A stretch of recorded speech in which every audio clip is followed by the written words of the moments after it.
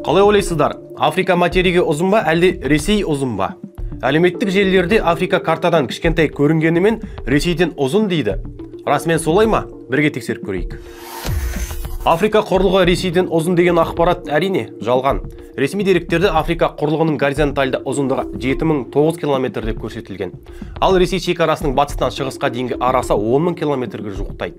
Африка құрлығының батыстағы шеткі нүктесі Сенегалдың Дакар қаласы деп көрсетілсе, шығыстағы шеткі нүктесі Сомалидің Могадишо қаласы деп белгіленген.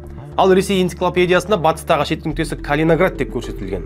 Алайда біз Калининград пен Ресей арасында Балтық елдері бар екенін білеміз ғой. Бірақ Ресейдің батыстан шығысқа дейінгі ұзындығына сәйкес бірнеше дерек бар. Мысалы, Британика мен Ресей президентінің сайтындағы ақпарат бойынша горизонталды қашықтықты 9000 км деп есептейді.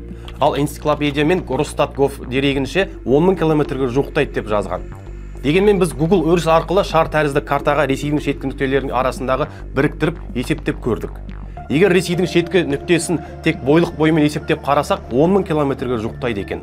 Ал егер бойлық боймен сызып келе, құрлық бағытымен қарай түзу есептесек, онда 9500 км екенін көреміз. Дегенмен қалай қарасақ та Ресейдің шекарасы Африка құрлығынан ұзын екен. Ақпарат қайдан шықты? Бұл туралы жазған парақшалар Ресейді кәдімгі жазық картаға екі нүкте арқылы тікелей сызып есептей салғаны көрініп тұр. Алайда бұл сызықтар шар тәріздес картада басқаша болады. Яғни Ресей шекарасынан ауытқып кетеді екен. Ал сіз бұл ақпаратқа қаншалықты сендіңіз? Ойыңызды комментке жаза кетіңіз, видеомен бөлісіп каналға тіркеліңіз, себебі шындыққа сіздің де таласыңыз бар.